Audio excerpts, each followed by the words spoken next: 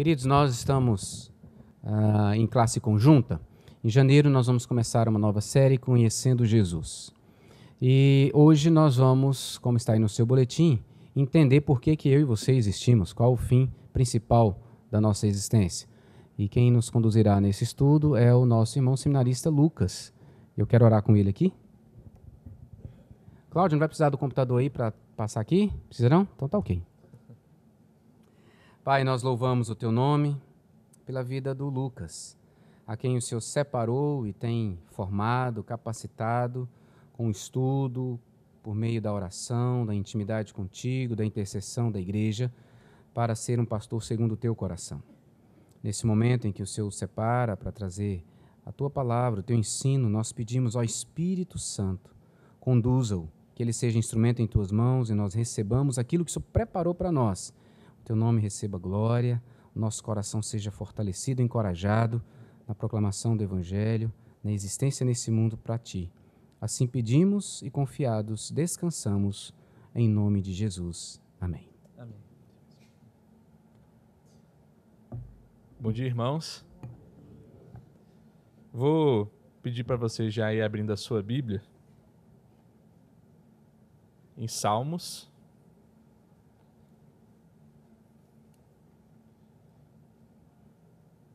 Pode abrir no Salmo 42.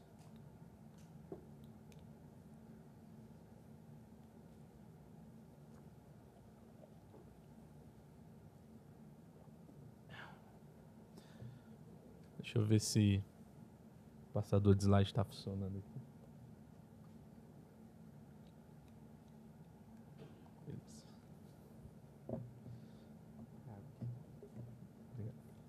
Salmo 42.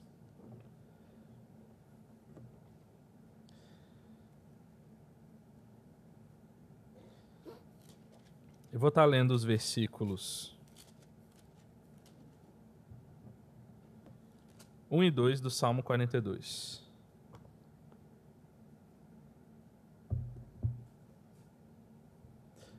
E diz assim a palavra do Senhor: Como suspira a corça pelas correntes das águas, assim por ti, ó Deus, suspira a minha alma.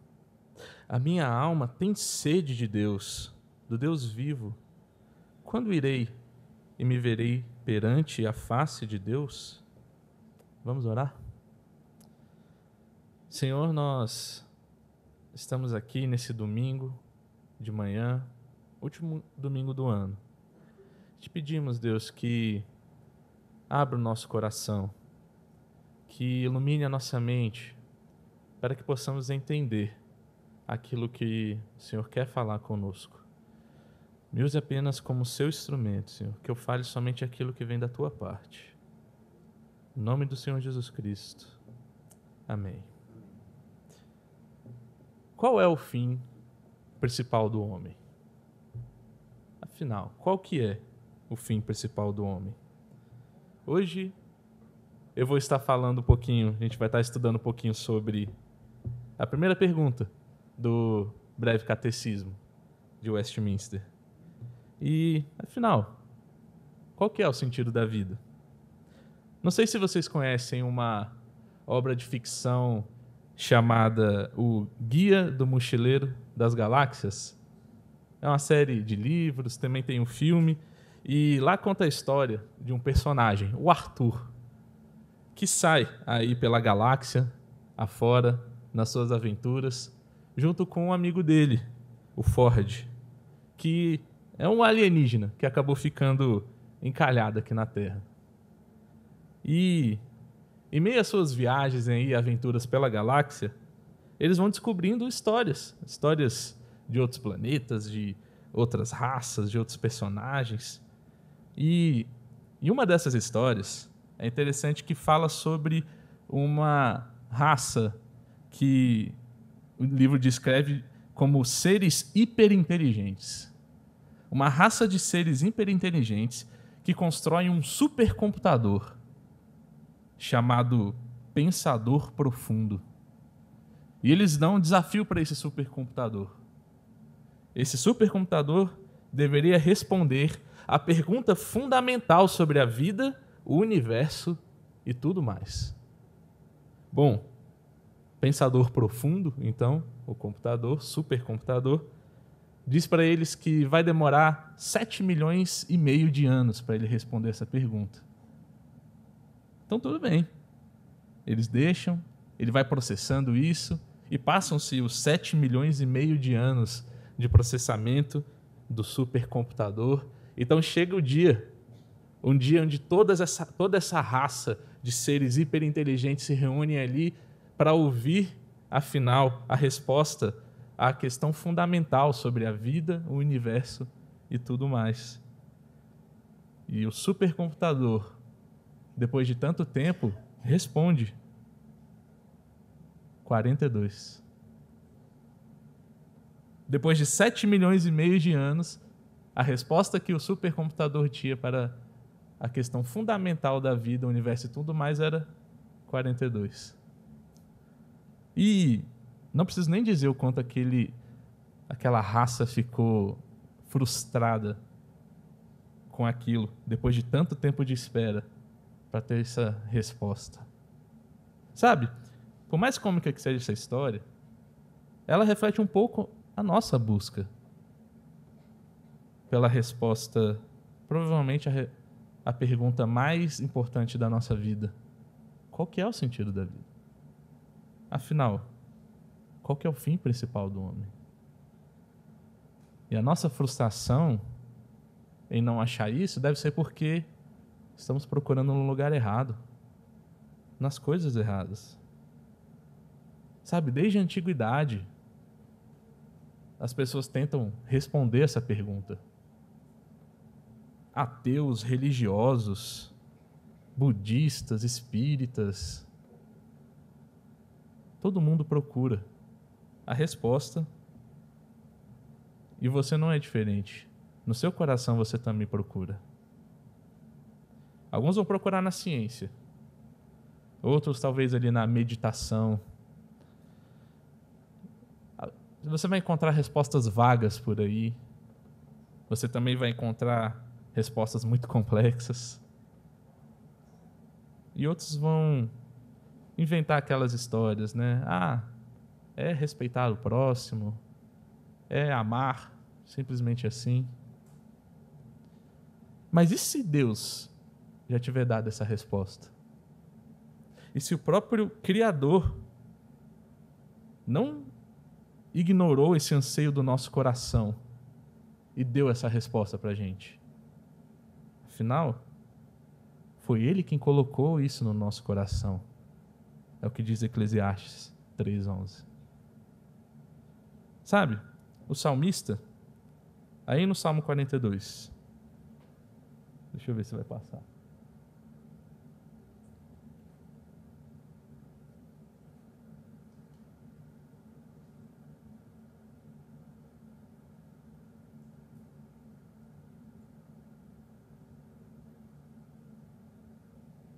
Bom, você pode acompanhar na sua Bíblia, então.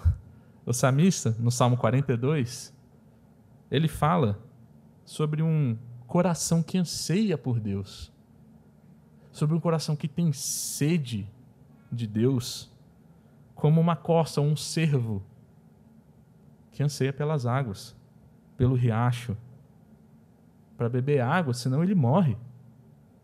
Ele está dizendo que se o nosso coração não beber de Deus, ele morre.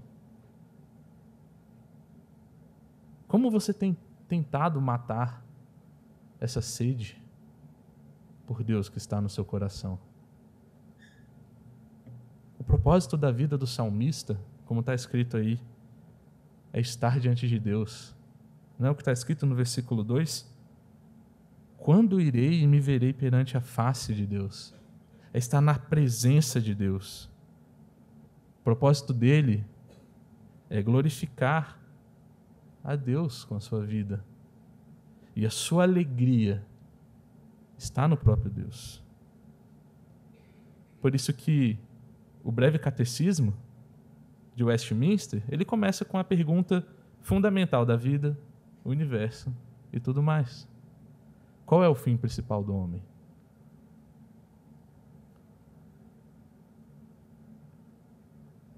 puder passar aí. Afinal, qual é o fim principal do homem? E está lá a resposta. O fim principal do homem é glorificar a Deus e gozá-lo para sempre. Ter alegria nele para sempre. Sabe, Leonard Van Horn, ele levanta algumas questões e umas reflexões sobre essa pergunta do Breve Catecismo. Ele fala que a palavra fim significa alvo, propósito, e ela é qualificada pela palavra principal. Ou seja, essa pergunta fala do propósito mais importante da vida de todo ser humano, o supremo. Você terá diversos propósitos durante a sua vida.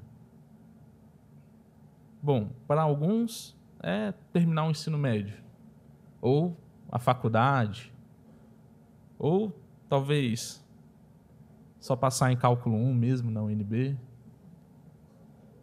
Para outros talvez já seja diferente, casar, conseguir um emprego. Aqueles que já estão mais na frente, talvez seja ter filhos, comprar a sua casa própria.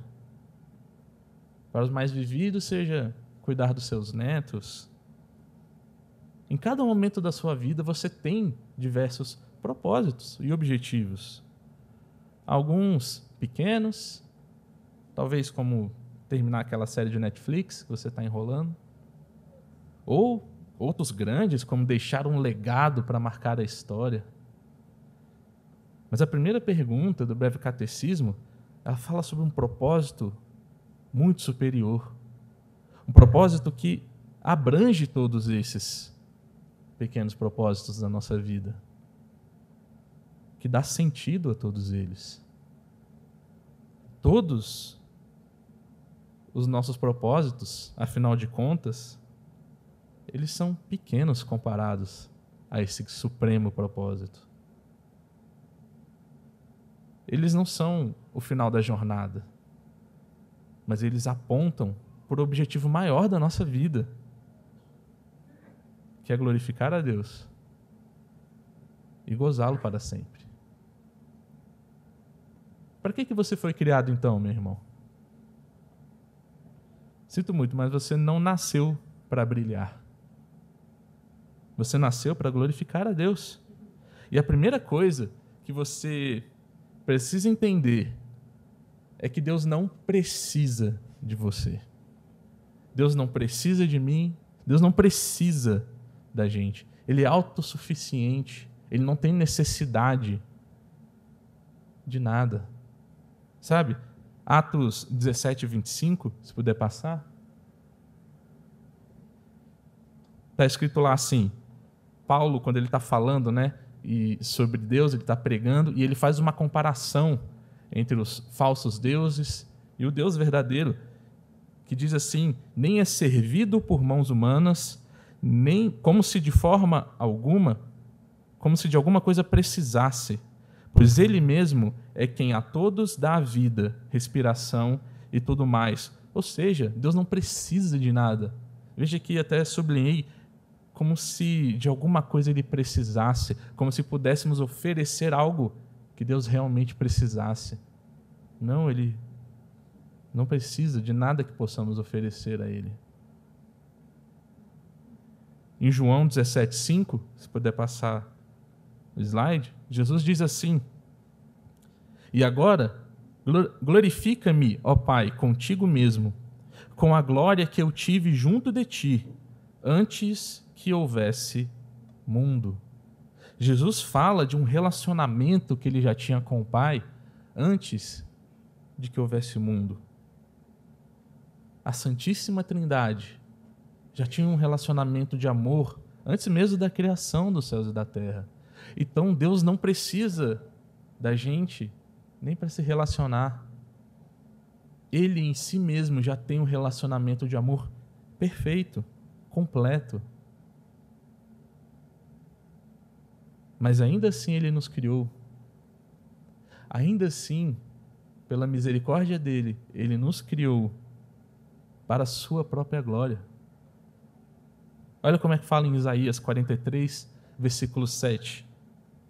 Pode passar o slide. A todos que são chamados pelo seu nome, e os criei para a minha glória, e que formei e fiz. Nós fomos criados para a glória de Deus. É o próprio Deus que diz. Fomos formados, criados para a glória dele, não para a nossa própria glória. Também em Romanos 11:36, pode passar, diz assim: porque dele, por meio dele e para ele são todas as coisas. É o que está escrito lá em Romanos 11:36. A ele, pois, a glória eternamente. Amém. Não só nós fomos criados para a glória dele, todas as coisas foram criadas para a glória de Deus. E mesmo que ele não precise, ele nos deu a graça de existirmos para a sua glória. Ele nos criou justamente para podermos ter o prazer de viver para a glória de Deus. E mais do que isso, ainda lá em João 17, só que agora João 17, 20 e 21, diz assim: não rogo somente por estes, mas também por aqueles que vierem a crer em mim, por intermédio da sua palavra, a fim de que todos sejam um, como és tu, ó Pai, em mim e eu em ti. Também sejam eles em nós, para que o mundo creia que tu me enviastes. Então aprove a Deus nos incluir no seu amor. Jesus aqui ele fala, ele roga por aqueles que vão crer no nome dele por meio da palavra. Isso é você, sou eu. Nós que cremos por meio da pregação da palavra, pela leitura da palavra, no nome de Jesus, nós somos inclusos no amor de Deus. É isso que ele está falando. Para que também eles sejam um em nós. Então, para isso você foi criado, meu irmão. É para glorificar a Deus com a sua vida. É para participar, desfrutar desse amor de Deus. E você já agradeceu a Deus por isso hoje? Ou talvez você que ainda não participa desse amor. Por quê? O que você está esperando? Creia em Jesus Cristo. Se arrependa dos seus pecados. É só Ele que pode te incluir no amor de Deus. E somente assim você vai encontrar propósito para a sua vida. Porque, meu irmão, não tem como você glorificar a Deus se não for por Jesus Cristo. Não tem como você participar desse amor de Deus se não for por Jesus Cristo.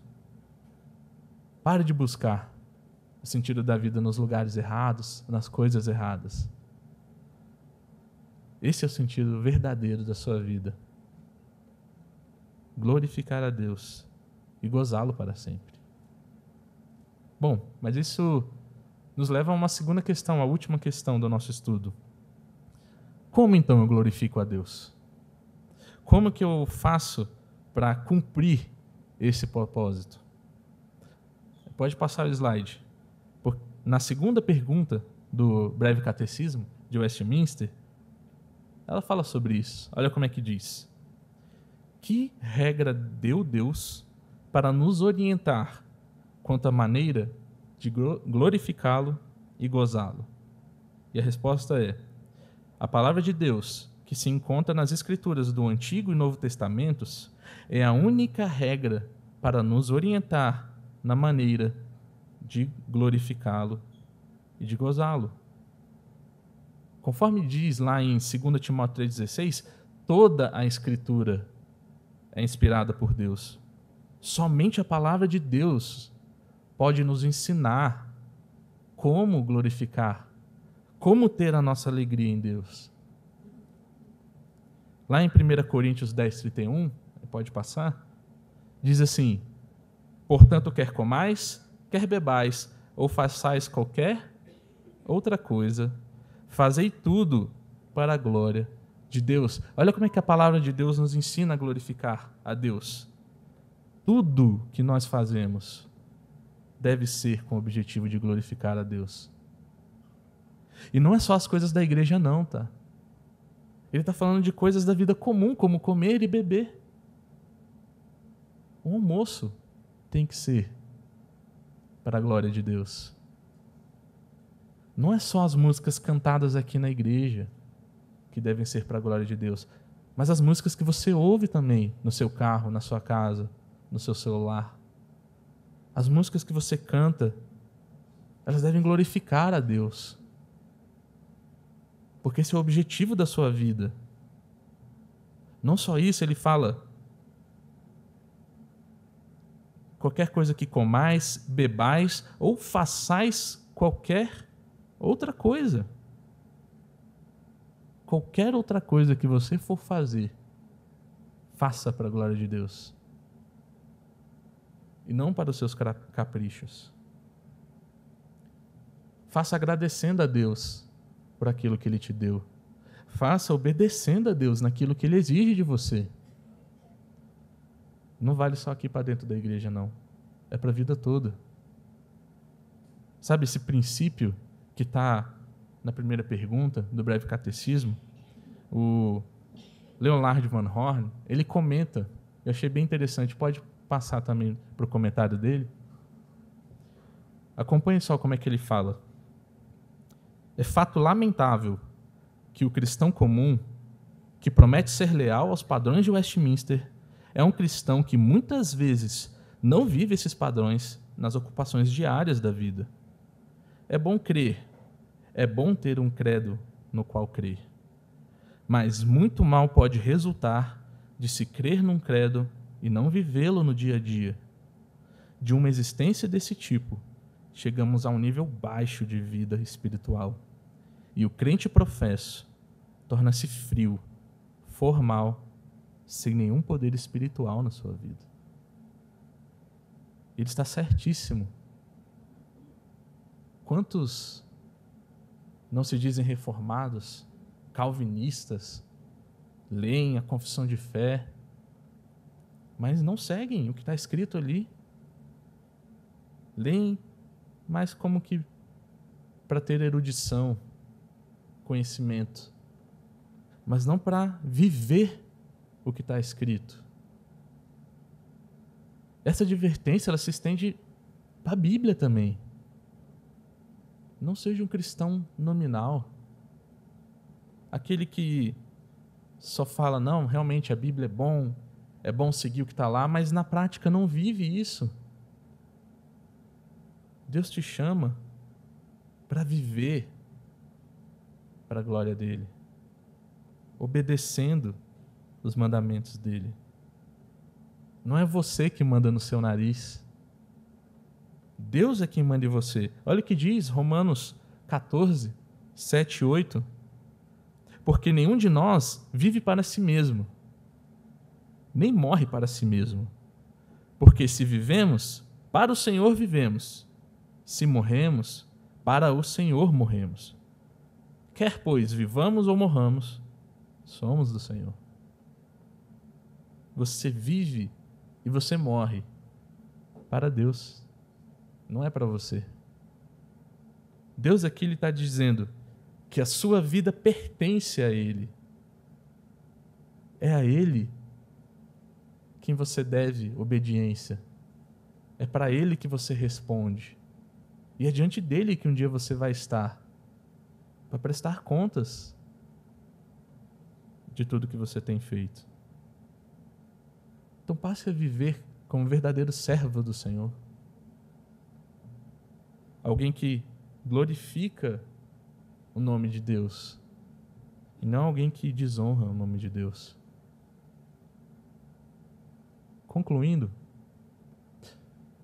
lembre-se que essa obediência, ela não é para a sua salvação, tá? Não é isso. Não é pela obediência que você conquista o favor de Deus, ou a salvação. Isso não é um caminho para ser salvo. Efésios 2, 8 e 9, acompanhe como é que diz lá. Fala que todos somos salvos pela graça, não é? Mediante a fé. E essa fé, ela não vem de nós. Ela é um presente de Deus, como está escrito ali, um dom de Deus. E ela não vem de obras, né?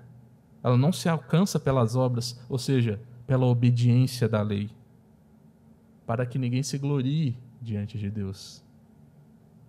Nós somos feitura dele, criados em Cristo Jesus e criados com um objetivo. Olha como é que está escrito no texto: para as boas obras, para a obediência da lei, as quais Deus de antemão preparou para que andássemos nela. Ou seja, você não é salvo pela obediência, você é salvo pela graça. Eu acho que eu até grifei isso para ficar bem claro. Você é salvo pela graça, mas para a obediência. Salvação você só pode encontrar em Jesus Cristo. Só Ele pode te salvar. Então se arrependa. Se você ainda não se entregou a Jesus Cristo, se arrependa e creia nele. É Ele quem dará o propósito para a sua vida. Você não precisa de supercomputadores, nem de 7,5 milhões de anos para responder a pergunta fundamental sobre a vida, o universo e tudo mais. Salomão, no final do livro de Eclesiastes, que é um livro que fala bastante sobre o sentido da vida, ele conclui no capítulo 12, no verso 3, dizendo: de tudo que você tem ouvido, a suma é: teme a Deus e guarda os seus mandamentos, porque isto é o dever de todo homem. Você passa aqueles 12 capítulos de Eclesiastes lendo, e Salomão ele vai fundo. Ele fala de questões profundas. Chega até dói algumas partes que você lê. E no final ele conclui dizendo que a suma é: teme a Deus e guarda os seus mandamentos. Esse é o propósito da sua vida. Pare de procurar nos lugares errados. E para terminar com a citação, talvez muitos conheçam. Agostinho de Hipona disse uma vez: fizeste no Senhor para ti, e nosso coração anda inquieto, enquanto não descansar em ti. Você foi feito para glorificar o nome de Deus. E enquanto você não descansar o seu coração, não repousar o seu coração nesse objetivo, você não vai conseguir. Você vai procurar e você não vai encontrar o sentido para a vida. Então repouse o seu coração no Senhor. Só Ele pode te dar o verdadeiro sentido para a vida. Vamos orar? Senhor, nós te agradecemos porque um dia o Senhor abriu os nossos olhos e o Senhor nos deu um sentido para a vida. Porque nós podemos ver tantas pessoas procurando o propósito nas coisas erradas, buscando satisfazer o coração com tantas coisas erradas. Mas o Senhor nos tirou desse lugar perdido e nos colocou no caminho correto, com um objetivo na frente. Que possamos, Deus, viver para a sua glória, obedecendo os seus mandamentos, sabendo que esse é o propósito da nossa vida, e seguirmos verdadeiramente, de coração sincero, obedecendo ao Senhor amando ao Senhor, encontrando a nossa alegria verdadeira no Senhor. E que possamos viver para glorificá-lo e gozá-lo para sempre. No nome do Senhor Jesus Cristo é que oramos. Amém.